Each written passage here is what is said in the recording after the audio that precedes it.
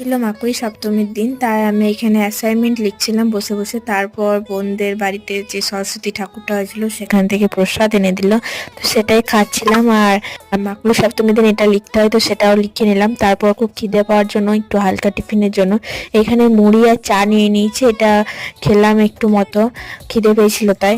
তো তারপর দেখো মাকুড়ি সপ্তমীর জন্য এই বোনটা এখানে কান ফুটো করতে এসেছিল আমার মায়ের কাছে, তো সেটাই করছিল। আর তারপর আমি একটু অ্যাসাইনমেন্ট লিখছিলাম। তারপর দেখো মানে কান ফুটোটা করছিল, একটা দুটো করে মিনি ব্লগ তোমাদের সাথে শেয়ার করব, তো তোমরা ঝটপট করে চ্যানেলটা আমার সাবস্ক্রাইব করে লাইক কমেন্ট শেয়ার করে দাও।